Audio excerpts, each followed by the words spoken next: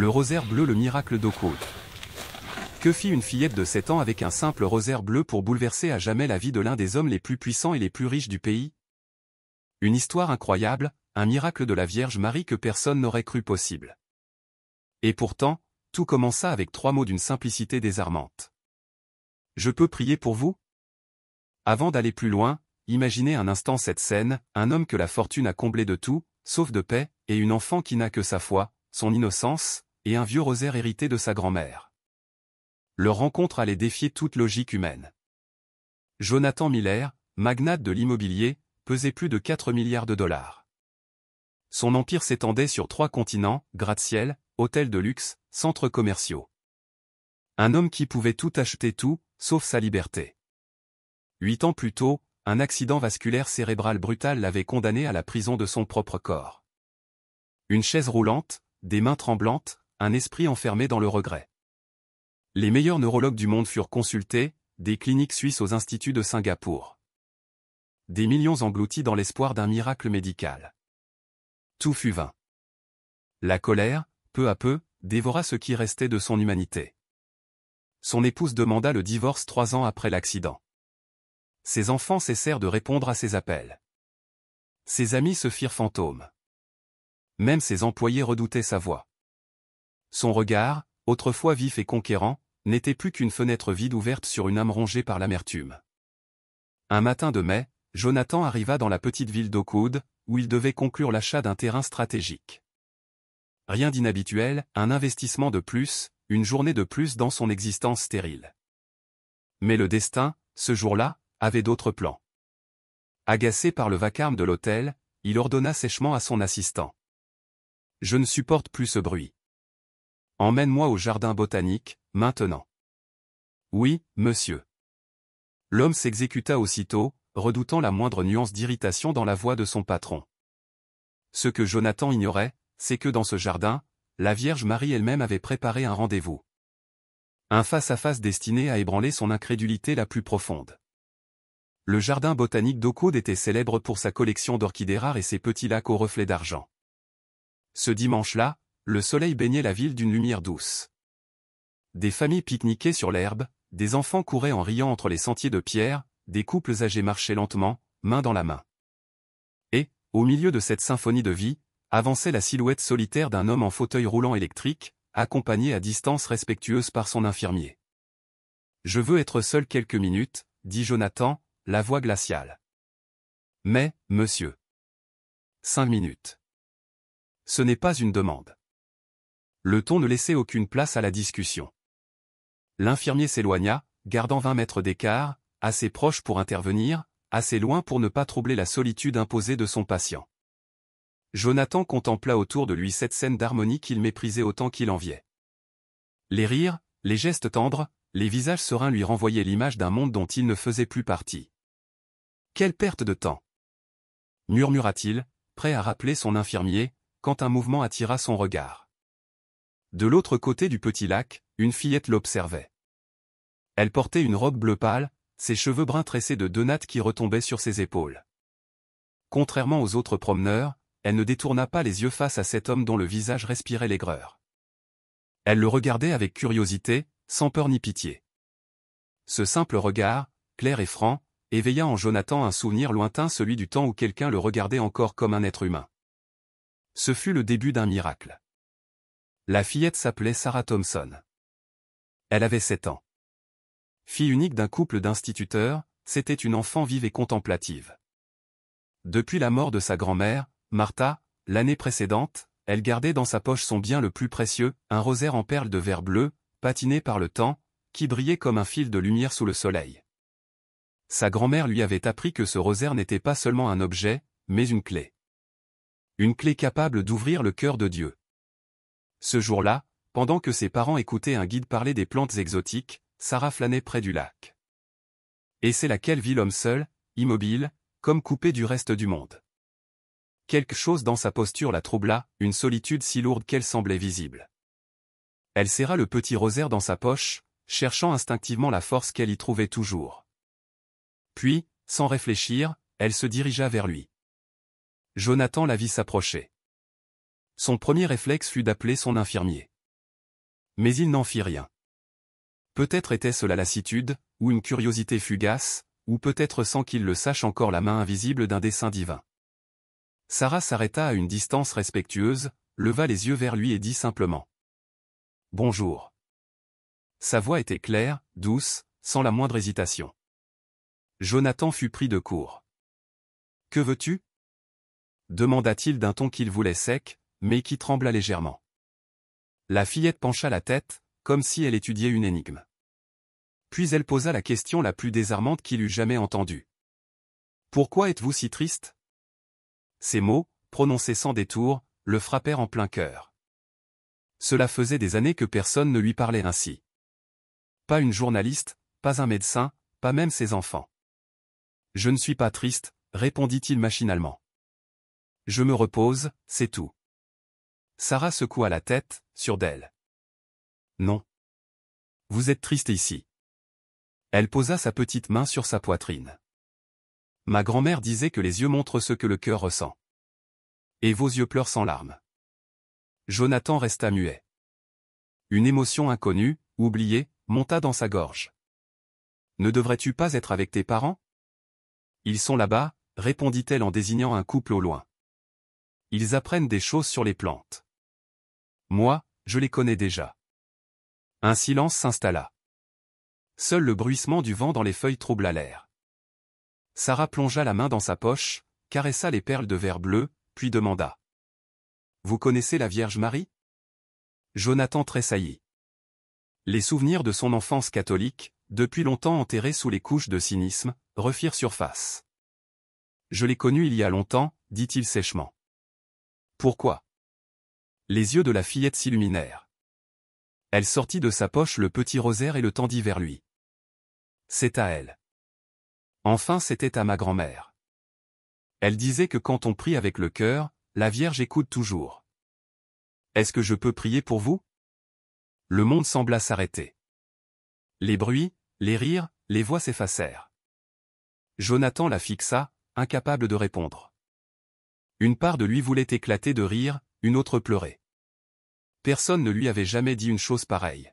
« Tu veux prier pour moi » répéta-t-il. « Oui » répondit-elle avec le sérieux absolu des enfants. « Parce que vous avez mal. » Et avant qu'il ne puisse dire un mot, elle ferma les yeux, joignit les mains et commença à prier doucement.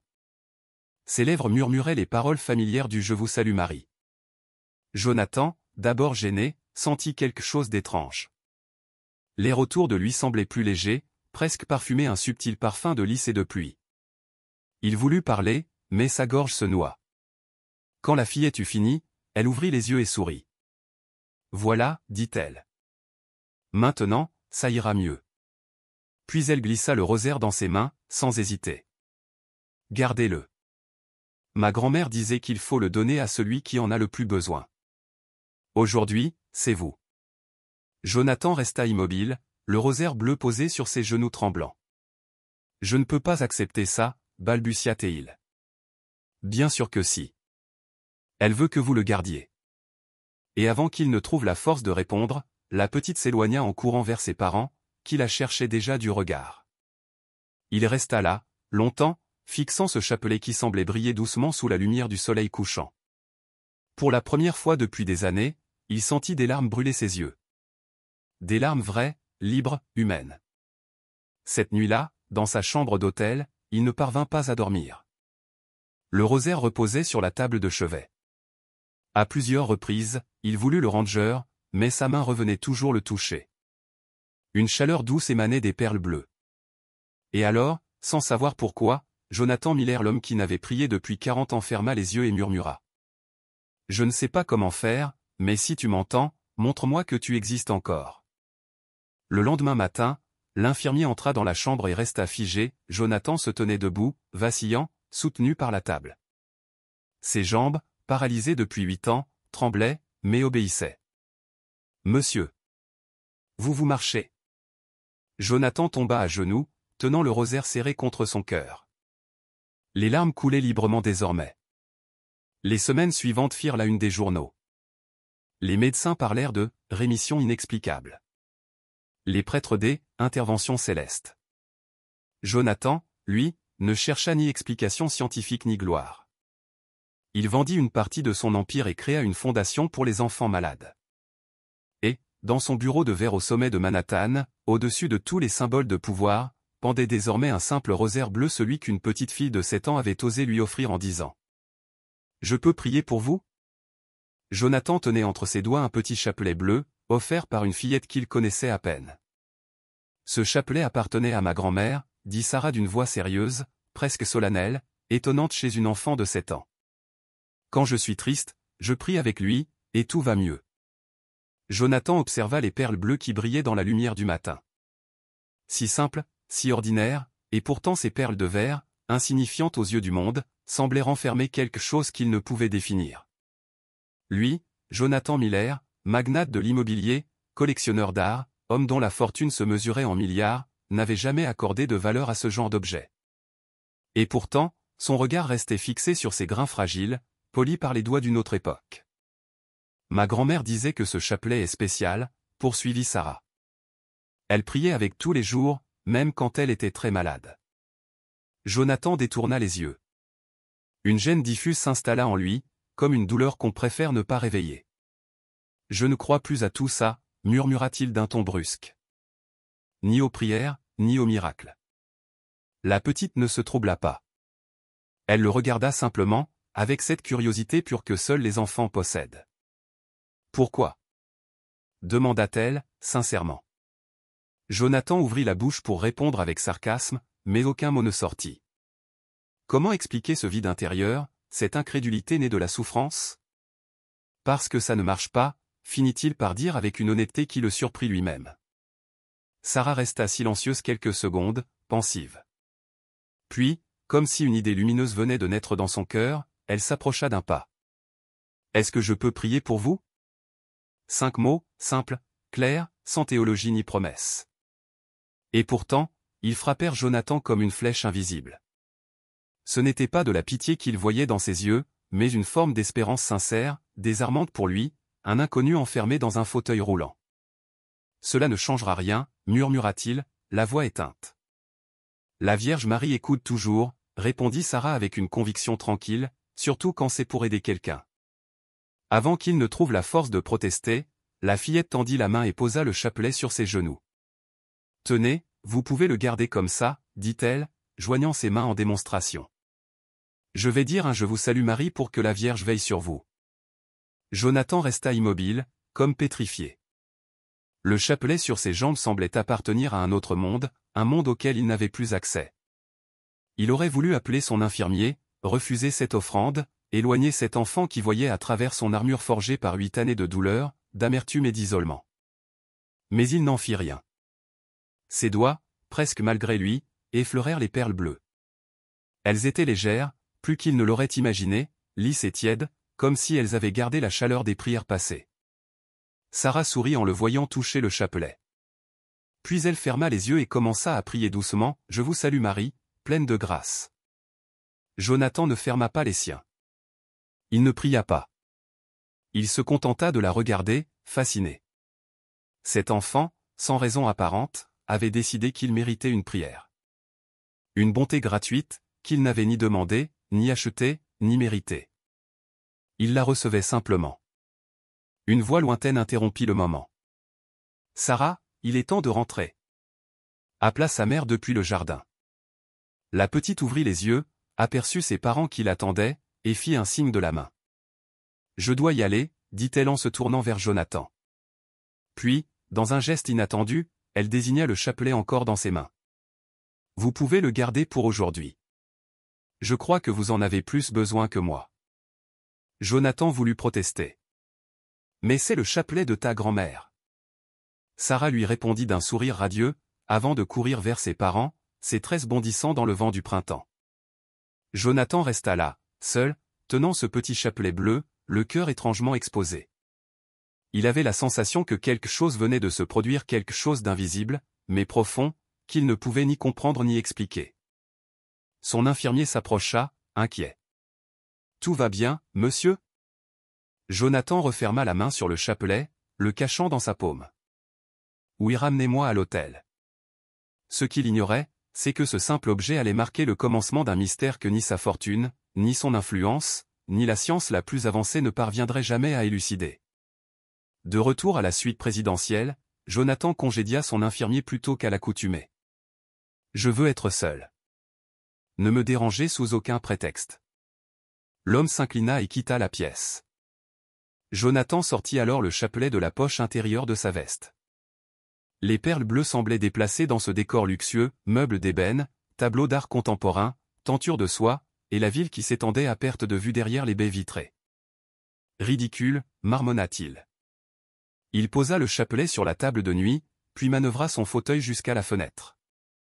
Le soleil se couchait, drapant le ciel d'or et de cuivre. En bas, la ville vivait.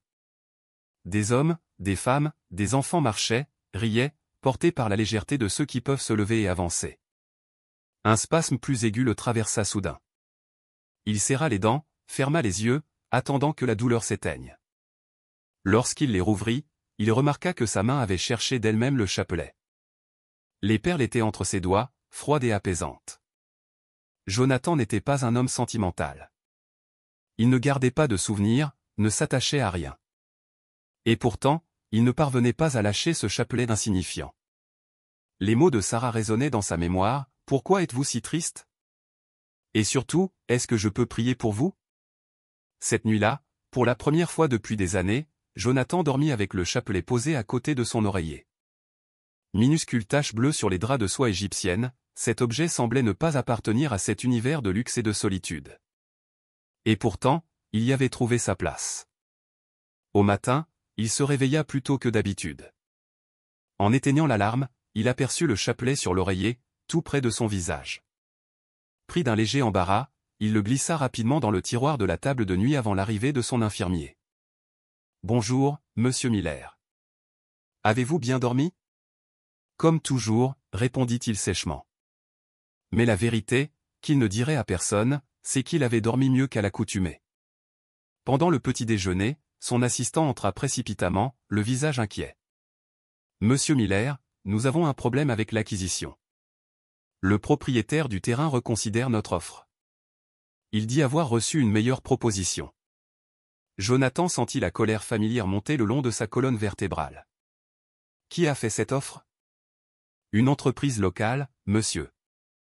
Ils veulent préserver une partie du terrain comme espace vert pour la communauté. »« Augmenter notre proposition, » répondit-il d'un ton sec. Mais, alors qu'il dictait mécaniquement ses ordres, son esprit resta ailleurs, suspendu quelque part entre la mémoire du jardin d'eau coude et la petite main qui avait déposé un chapelet sur ses genoux. Tout au long de la journée, entre les appels et les réunions, il sentit plusieurs fois sous sa veste le léger poids de l'objet dans sa poche. Une sensation étrange, presque vivante, comme si ces perles portaient en elles une présence silencieuse. Le soir venu, il se surprit à les effleurer encore, à les faire rouler entre ses doigts comme un tic involontaire. Chaque contact apaisait un peu la tension de son cœur. Et lorsqu'il se retrouva à nouveau seul, face à la nuit, il comprit confusément que quelque chose en lui avait changé. Rien de spectaculaire, rien d'immédiat, seulement un frémissement, une ouverture imperceptible. Peut-être la première fissure dans la forteresse qu'il avait bâtie autour de son âme. Jonathan Miller ne croyait plus au miracle. Pourtant, sans qu'il le sache encore, le sien venait de commencer dans la simplicité d'un chapelet d'enfant, dans la prière murmurée d'une fillette qui croyait, avec la force désarmante de l'innocence, que la Vierge Marie écoute toujours ceux qu'on a cessé d'entendre. Jonathan Miller donna ses instructions d'une voix ferme, augmente l'offre de 15%. Et s'il résiste encore, trouve quelque chose dans son passé que nous pourrions utiliser comme levier. Son assistant acquiesça sans mot dire et quitta la pièce pour exécuter l'ordre. Pourtant, dès que la porte se referma derrière lui, Jonathan sentit un léger malaise, indéfinissable. Ce n'était pas une douleur physique, c'était plus subtil, un trouble intérieur qu'il n'aurait su nommer. À midi, pendant une visioconférence avec ses directeurs à New York, il aborda les sujets habituels, réduction des coûts, stratégie de conquête agressive, nouvelles acquisitions potentielles. La mécanique froide des affaires suivait son cours, comme toujours. Plus tard, tandis que son chauffeur le conduisait à un rendez-vous, Jonathan regarda distraitement par la vitre. La voiture traversa le quartier du jardin botanique et, sans qu'il s'en rende compte, ses yeux cherchèrent parmi les passants une petite fille en robe bleue. Il secoua la tête pour chasser cette pensée.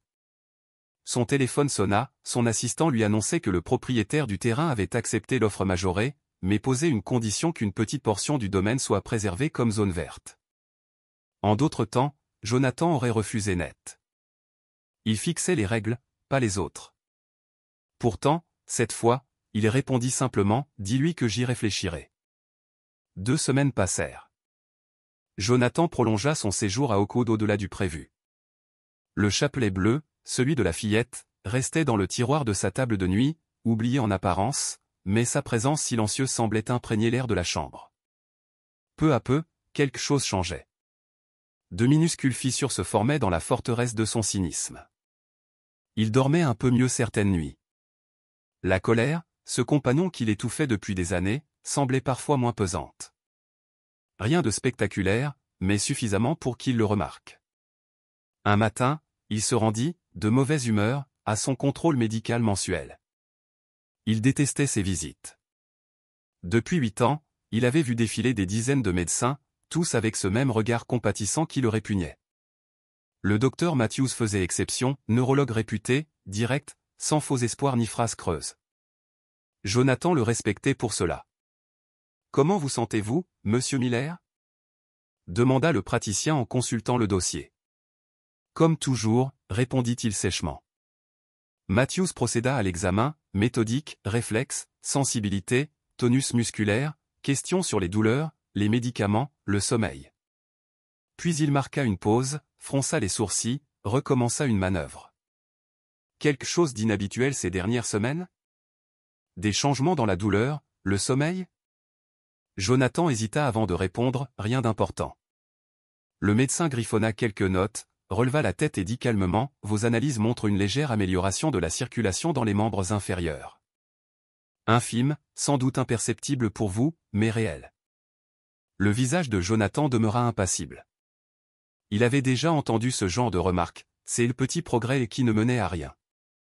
Et cela signifie quoi? Demanda-t-il sans émotion. Matthews haussa les épaules. Honnêtement? Peut-être rien. Une simple fluctuation. Mais... Il hésita. Il y a ce traitement expérimental dont je vous ai parlé. À l'époque, vous l'aviez catégoriquement refusé. Jonathan coupa court, parce que c'est une perte de temps. J'ai fait mes recherches, le taux de réussite est dérisoire. C'est vrai, admit Matthews. Mais il existe. Et avec cette petite amélioration, vos chances, minces, sont peut-être légèrement meilleures. Jonathan resta silencieux. D'ordinaire, il aurait clos la conversation. Pourquoi s'infliger encore 6 mois d'efforts, de douleur, de déception? Pourtant, quelque chose en lui murmura, et si? Combien de temps durerait ce traitement? Demanda-t-il finalement. Matthews, surpris, répondit, 6 mois pour commencer. Des séances quotidiennes intensives de physiothérapie, de stimulation nerveuse, et peut-être quelques petites interventions chirurgicales. Et les résultats? Dans le meilleur des cas, une récupération partielle, pouvoir se tenir debout avec appui. Dans le pire, aucun changement perceptible. Jonathan détourna le regard vers la fenêtre. Dehors, des gens marchaient librement, inconscients du miracle qu'ils accomplissaient à chaque pas. Il murmura, j'y penserai. Sur le chemin du retour, il resta plongé dans un silence lourd. Ce n'était pas de l'espoir qu'il ressentait, il n'en avait plus, mais un sentiment confus, entre curiosité et crainte. Arrivé à l'hôtel, il ouvrit le tiroir et sortit le chapelet bleu.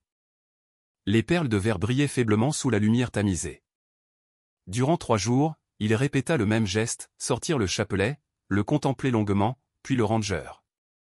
La 3e nuit, la douleur devint insupportable. Aucun médicament ne calmait le feu qui dévorait ses nerfs. Allongé, il fit glisser les perles entre ses doigts, sans prier, simplement pour sentir quelque chose d'autre que la douleur. Et, étrangement, un calme s'installa, fragile mais réel. Le lendemain, il appela le docteur Matthews, je ferai le traitement. 2 semaines plus tard, il s'installa dans une clinique spécialisée à Boston. Il n'attendait pas de miracle. Il avait depuis longtemps cessé d'en croire. Mais une force inconnue le poussait à tenter encore une fois. Les premiers jours furent atroces. Chaque séance de rééducation était une épreuve. Les muscles inertes refusaient d'obéir, la douleur était constante, pire encore que celle qu'il endurait d'ordinaire. Le soir, épuisé, il restait des heures à fixer le plafond, se demandant pourquoi il avait accepté cette folie. C'est insensé, grommelait-il. Je gaspille mon argent. La deuxième semaine, il songea sérieusement à tout abandonner.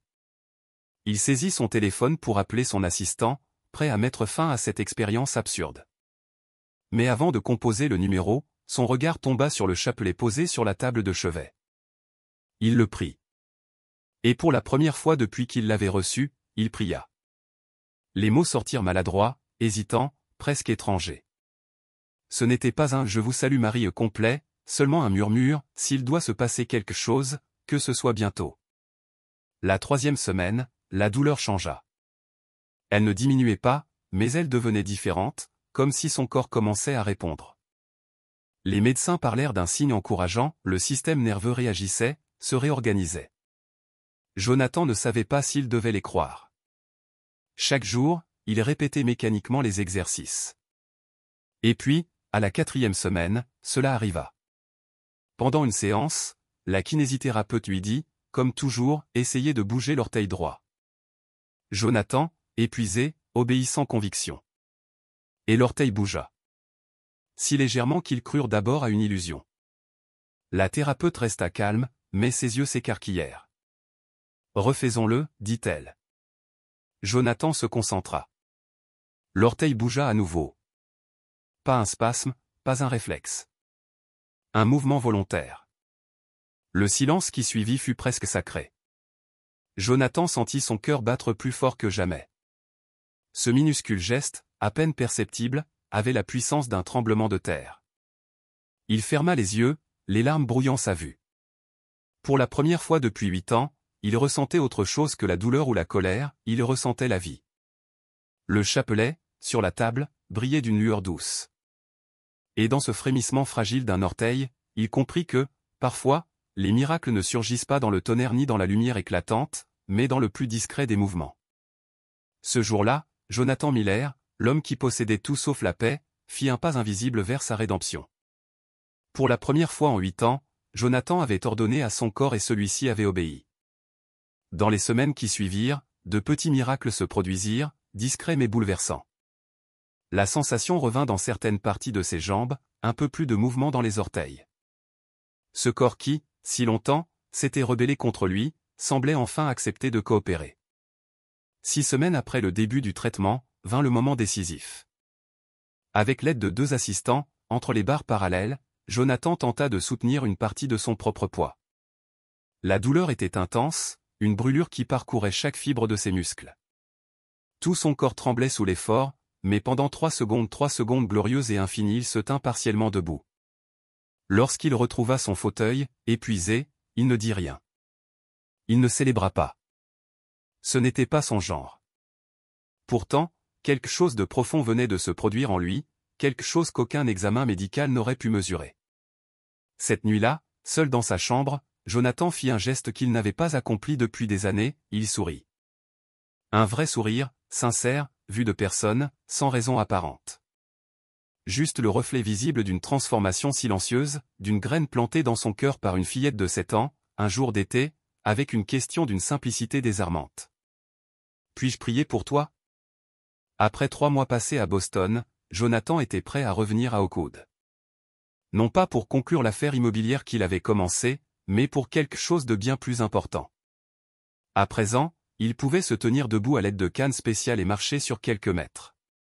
Il n'était pas guéri, il savait qu'il ne le serait sans doute jamais complètement, mais il n'était plus le même homme que celui qui, brisé, était arrivé dans cette clinique quelques mois plus tôt. L'amertume qu'il avait consumée pendant 8 longues années avait laissé place à autre chose. Ce n'était pas encore le bonheur, non. La frustration, la douleur persistaient. Mais il y avait désormais un but, une lumière nouvelle, une paix qu'il n'avait jamais connue. La veille de son départ, il fit encore quelque chose d'inattendu, il appela ses enfants. Les conversations furent courtes, hésitantes, maladroites. Les années de silence et de blessures ne s'effacent pas en quelques minutes. Mais c'étaient des mots échangés, une voix, un début. Et ce début valait déjà un monde. Le lendemain, un dimanche de printemps, le temps était parfait. Le ciel d'un bleu pur, la température douce, l'air plein de promesses. Un jour qui donnait envie de vivre. Jonathan savait exactement où aller. Cette fois, il rejoignit le jardin botanique d'un pas différent, lent, mesuré, soutenu par ses cannes, mais déterminé. Une infirmière l'accompagnait, attentive à la moindre hésitation, mais Jonathan avait insisté, il voulait marcher seul. Chaque pas était une victoire. Chaque pas, une preuve que l'impossible s'était fissuré. Le jardin était plein de vie, comme ce premier dimanche, famille flânant entre les allées fleuries, enfants courant autour des fontaines, couples s'abandonnant à la douceur du soleil. Jonathan marcha droit vers le petit étang où tout avait commencé. Il s'arrêta, balayant les environs du regard. Il cherchait une fillette aux deux tresses brunes. Et puis, il la vit. Sarah. Elle se trouvait là, avec ses parents, près de la serre aux orchidées. Elle portait cette fois une robe jaune, éclatante comme la lumière du matin. Même de loin, Jonathan reconnut son rire, le même éclat de joie pure qui, des mois plus tôt, avait percé son cœur fermé. Il la regarda longuement, immobile, partagé entre l'émotion et l'hésitation. Devait-il la déranger? Mais Sarah l'aperçut avant qu'il ne se décide. Ses yeux s'agrandirent, sa bouche forma un petit O de surprise. Puis, sans prévenir, elle cria si fort que la moitié du jardin se retourna. « Maman! Papa! C'est lui! C'est l'homme du fauteuil roulant! » Et soudain, elle se figea, déconcertée. Car l'homme qu'elle voyait n'était plus dans un fauteuil. Il se tenait debout. Sarah n'attendit pas qu'on l'y autorise. Elle courut vers Jonathan, ses petites sandales frappant les dalles, et s'arrêta à quelques pas de lui, les yeux ronds d'émerveillement. « Vous marchez » dit-elle, comme si elle annonçait le plus grand miracle du monde. Jonathan hocha la tête, incapable de parler. Il avait répété 1000 fois dans sa tête ce qu'il voudrait lui dire, mais à cet instant précis, aucun mot ne semblait suffisant. Sa voix trembla lorsqu'il réussit enfin à parler. « Je suis venu te rendre quelque chose. » Il appuya une canne contre son corps et sortit de sa poche le chapelet bleu. Les perles scintillèrent sous le soleil, exactement comme ce jour-là. Sarah regarda le chapelet, puis Jonathan, puis de nouveau le chapelet. Son regard s'illumina d'une compréhension instinctive, celle que seuls les enfants possèdent. « C'est la Vierge Marie, n'est-ce pas? C'est elle qui t'a guéri? » Jonathan resta silencieux un instant. Il pensa à tout ce qu'il avait vécu, les médecins, les traitements, les explications scientifiques. Oui, il parlerait d'une réponse atypique, d'une réaction inattendue. Mais lui savait. Tout avait commencé par une prière prononcée avec un cœur pur, par une enfant qui croyait de toutes ses forces à l'amour et à la bonté. Oui, répondit-il finalement, d'une voix claire et assurée. Oui, c'était la Vierge Marie. Il tendit le chapelet vers Sarah, mais elle secoua la tête, sérieuse. « Tu en as encore besoin, dit-elle doucement. Garde-le un peu plus longtemps. » Jonathan sentit ses yeux se remplir de larmes, pas des larmes de tristesse ou de douleur, mais d'une émotion plus vaste, presque sacrée, la reconnaissance, la foi retrouvée, la paix. « Merci, murmura-t-il. Sarah lui adressa ce même sourire radieux qui, jadis, avait tout déclenché. « Tu veux voir les orchidées? Ce sont mes préférées. » Jonathan regarda le chemin de pierre menant à la serre. Inégal, accidenté. 3 mois plus tôt, il lui aurait été impossible de le parcourir. 1 an auparavant, inimaginable. Aujourd'hui, pourtant, il sentit une force nouvelle l'habiter. « Avec plaisir, » répondit Jonathan Miller. Et il fit un pas. Ce pas fut plus qu'un simple mouvement du corps, il était le symbole d'une renaissance. Car un miracle, ce n'est pas seulement l'impossible qui devient réel. C'est un cœur fermé qui s'ouvre. C'est l'espérance qui revient là où il n'y avait que désespoir. C'est la foi d'un enfant simple, pur, désintéressé qui déplace les montagnes et change les âmes. Et parfois, il ne faut que 5 mots pour qu'un miracle commence. Puis-je prier pour toi? Croyez-vous au miracle de la Vierge Marie?